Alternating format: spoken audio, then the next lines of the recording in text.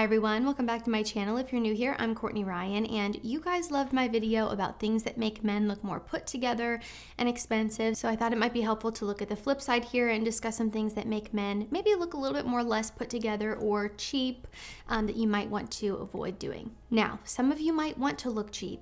That's fine. You do you. I'm just here to give style advice to the guys who want it, so take what you need and leave what you don't. It's not that serious, okay? The first one is that your proportions are off. It really boils down to this. If your clothes don't fit you properly, you will not look as put together or polished as you have the potential to. I think fit is the most crucial element of your clothing, in my personal opinion. I've said that time and time again. You could be wearing an affordable outfit that is technically cheap, but if it fits you perfectly, it won't look cheap. And on the flip side, you could be wearing the most expensive, luxurious outfit, but if it doesn't fit you properly, it's not going to look nice. So some examples I could give here is maybe your clothes are too baggy on you or too tight. Maybe your sleeves are too short. Maybe your pants are too long and they're forming a little puddle at your ankle. Maybe shorts going past your knee. Again, there are a ton of different examples I can give you here, but it all points back to your clothes don't fit you properly. When your proportions are off, it can create an ill-fitting and unflattering appearance. Clothing that's too big or too small can make you look unkempt or careless about your appearance, which can obviously give off the impression of a cheaper or just a less refined look. Now, on the flip side, clothes that fit well can enhance your overall appearance and show a bit of an attention to detail and style, which typically tend to look more elevated. The key here is to know your measurements and know what works for your body type, and or also find yourself a local tailor. Not everyone has a body type that works for off-the-rack clothing, and you might have to do a little tweaking here and there to make sure things fit the way that they should. Again, do you need to look like Mr. Fancy Pants all the time? No, you don't. When I'm sitting at home, I'm wearing sweatshirts and leggings, and I typically don't tend to dress up much if I'm just sitting in my house. So again, there is a time and a place. I'm not telling you to throw away your affordable things or your lounge clothes, again, because affordable things can look really nice if they fit you properly. But again, there are some times and just some places when you should or shouldn't wear something, and I think also knowing that is half the battle. I actually talked about that in my style rules video that I did recently, so go check that out if you haven't already. To sum this one up, I think the most important thing about your clothing is the way that it fits. If something does not fit you properly, if something is too small, too big, too baggy, too tight, it's just going to make you look less refined, which can give off a cheaper look. My next one here is over-accessorizing. Now, if you're trying to look like a part of the Pirates of the Caribbean cast, then be my guest. But if not, I would really avoid over-accessorizing. The reason why this can make a man look a bit cheap is because it creates a really cluttered and excessive appearance. Accessories are meant to enhance your outfit, not overwhelm it. Choosing a few well-placed accessories will look a lot more minimalist and streamlined and give off a more sophisticated or timeless style. It's really all about creating a balance. The accessories that I'd recommend would of course depend on your outfit, as different dress codes and outfits call for different details and accessories. Overall though, I would say a watch is my favorite accessory and is a super easy way to look more refined without overthinking or overdoing it. It's safe, it's simple, it's easy, it's functional.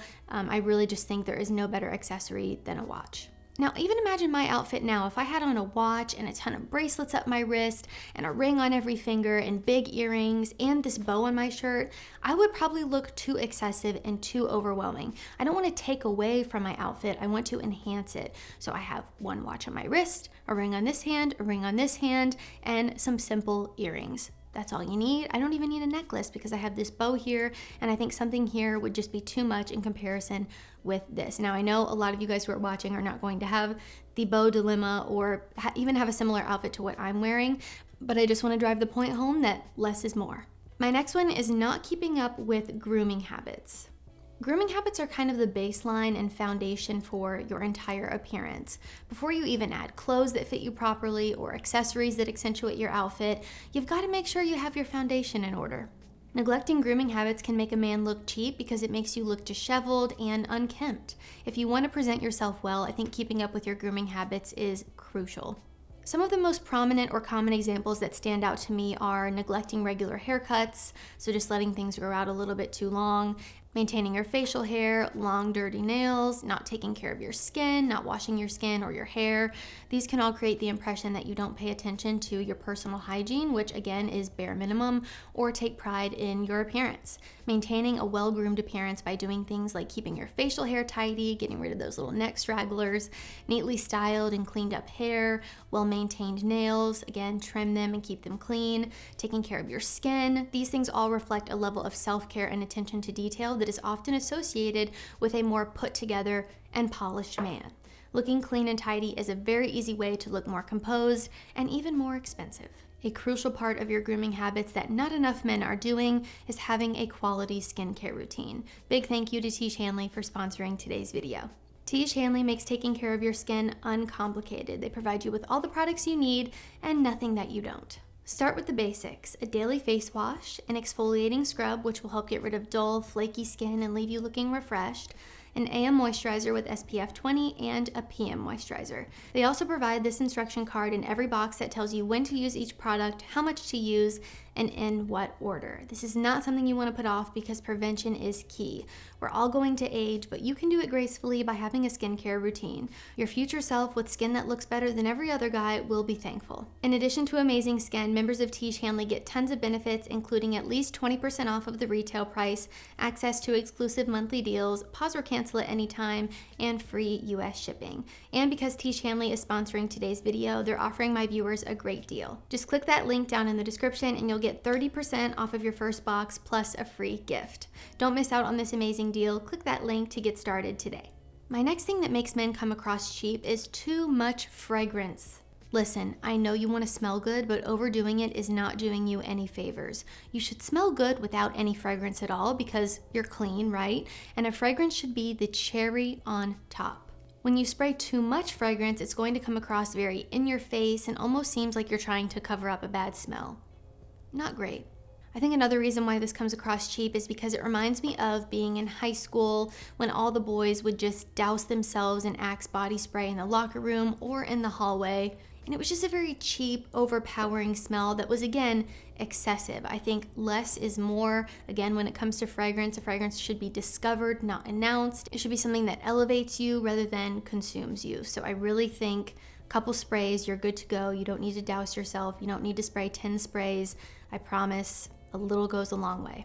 And it comes across more luxurious and elevated when you don't overdo it. Next thing here is excessive logos. Big designer belts, t-shirts with logos all over them, looking like a walking billboard for a brand that's not even paying ya. No thanks.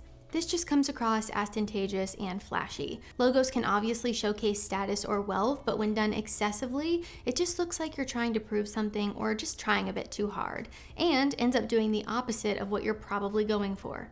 On the flip side though, logos are also commonly found on mass-marketed or low-priced items, so by choosing pieces without visible branding, you can create an air of exclusivity and elegance. If you want to go for a more refined look, opt for little to no logos. And I'll show two examples here so you can see, one with logos and one without.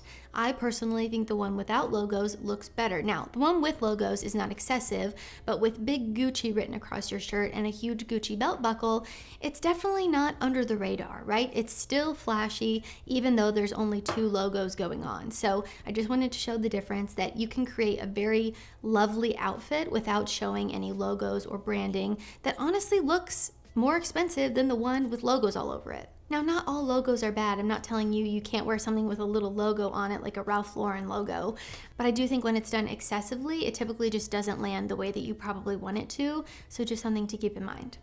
My next one is trend takeover. Now, if you've watched any of my fashion content, you know I recommend a wardrobe made up of mostly basics, classics, timeless items. That is because classics withstand the test of time and trends don't, even though they usually come back. If you want to get the most versatility and longevity out of your clothing, I would strongly suggest leaning towards the more classic pieces versus the trendy items that will probably be out of style in a season or two. Now, this is all about quality versus quantity. Trendy items come and go quickly, and investing in them excessively may not be the most cost-effective or sustainable in the long run. Not to mention that a lot of these really trendy items are coming from mass market, fast fashion brands that, again, mass produce product, and maybe the quality isn't the best. Again, I think it's okay to get some things at stores like this, but if you're consistently buying all of these really cheap products, I would recommend focusing on quality versus quantity because, again, it's a waste of money. And also, the majority of people are getting their clothes at these places. So if you're dressed head to toe in a bunch of really trendy pieces that you just got from Zara, you're probably going to see a ton of other people wearing that as well, which is okay to an extent. It's okay to be wearing things that other people are wearing too. That's what trends are, right? But I think it can get to a point when you just kind of look like a cookie cutter version of every other guy, and maybe you've totally lost your sense of style in the process because you're just trying to fit in or look like everyone else. Wearing only trendy items can also give the impression that you're following fashion trends blindly or just, again, trying too hard to fit in. When someone exclusively focuses on what's popular or trendy without considering their own personal style, it can just come across really inauthentic. You can easily strike a balance between incorporating trends while still staying true to your personal style. I also want to say there are a lot of current men's fashion trends right now that I actually really like. So it's totally okay to rock trends, and I would encourage you to do so every now and then, but I would just make sure you have the basics and the classics too to pair with trends. My next one is bright or bad color combinations, and this is why knowing color theory can be really helpful. Fashion is subjective, of course, and you can wear whatever you like, but sometimes going for colors that are very bright, think things like neon pink, highlighter yellow, things like that, can look a bit loud and flashy, again, like the excessive logos kind of do. Without any consideration for coordination or just when used excessively, bright colors can come across garish and gaudy. Pointing back to color theory, certain shades or combinations of these bright colors might not complement your skin tone or your overall aesthetic, further contributing to an unfavorable perception or kind of a cheap look. Some colors just don't look good together. Even taking a look at the color wheel, red and green are opposite, so they're meant to complement each other. But certain outfits using these colors are not going to give an elevated look. If you're wearing just a solid bright red t-shirt with a solid bright green pair of pants, that is not going to look nice because it doesn't have any cohesiveness, it doesn't look good together. Keeping different hues and tints in mind is going to help you too, but I think often a lot of color combinations tend to look better together when they're done in a pattern versus just a solid and a solid. So if you had like a red and green flannel, that's great. A red and green flannel with a pair of denim and boots, you're good to go. But a bright red solid t-shirt with a bright green pair of pants is not going to do you any favors. So some things that can be helpful here is knowing color combinations that look really well together. Knowing how to do this in terms of mixing colors, patterns, and textures can be helpful. And also knowing what looks good on you is the most important thing. And I'm not telling you guys to not wear any color, okay? There's a tasteful way to do this so that it will complement your features and your skin tone and enhance your overall appearance. Next up is wrinkles and creases in your clothing. Wrinkles and creases can make even the most expensive garments look sloppy and unkempt. Obviously, stains are not doing you any favors either. A little tip here is to check the armpits of your white t-shirts. You will probably be appalled. Get some stain spray going on those guys. But honestly, not taking care of your clothing in general will make them look cheap. Always look at the little care label inside of your garment to make sure that you're following the correct instructions to keep your clothes looking good as new. And of course, get yourself a steamer or iron to get rid of any creases or wrinkles. Again, because creases and wrinkles can make even the most luxurious or expensive items look cheap. The exception here that I always like to mention when I talk about creases and wrinkles is linen, because it is impossible to keep linen crease and wrinkle free. So it's okay if your linen has creases or wrinkles. That is the only exception. And my last thing that makes men look cheap is leaving little to be desired. Now, you know what I mean, okay? Maybe your pants are so tight that I can see everything you've got going on. Maybe they're so loose that I can see your 2012 American Eagle boxers with tacos on them. Ew. Maybe you have far too many buttons on your shirt unbuttoned for the setting that you're in, which would be, in my opinion, anywhere besides a beach or pool.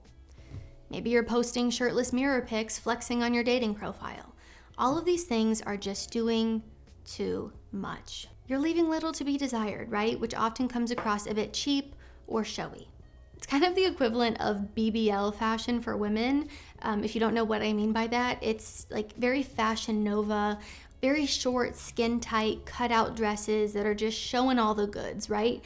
That typically doesn't come across luxurious or elegant or classy and often just looks a bit cheap. Again, not telling anybody what they can or can't wear. You can wear whatever the heck you want, but just know how it's going to come across. We are human, this is a part of life, and how we dress affects how people perceive us and first impressions. But this can also apply to other areas of your life as well, not just your physical appearance or your clothing. I think being showy, cocky, sharing private or intimate elements of your life on the internet, a lot of it is just in poor taste a lot of the time. Leave a little to be desired. Not everyone needs to have access to you 24/7 and the personal details of, your intimate life, or just things that maybe should be left off the internet. Again, I could think of a million examples here of things that I've seen, things that people do. I really think, leaving a little room for mystery, not being secretive necessarily, but just being private. Talk is cheap. So that is all I have for things that make men look cheap. Again, this was more based on physical appearance. I know I threw in that last one at the end that kind of applied to other areas. I can do a video about behaviors and different things that make men come across cheap. Again, that's typically a turnoff to a lot of women. Some of you won't care about that. Some of you do care. Again, to each their own. Take what you need, leave what you don't. If you want to see that video, I would be happy to do it. If you like this video or found it helpful, be sure to give it a thumbs up and subscribe to my channel to be in the loop for when I release new content. Let me know your thoughts down below. What are some things that you think make men look expensive or cheap or anything in between? I would love to hear your personal experiences and opinions down in the comments. If you haven't already, be sure to follow me over on Instagram at Courtney Christine Ryan. I love connecting with all of you guys over on there as well. As always, thank you all so much for watching, and I will see you all next time.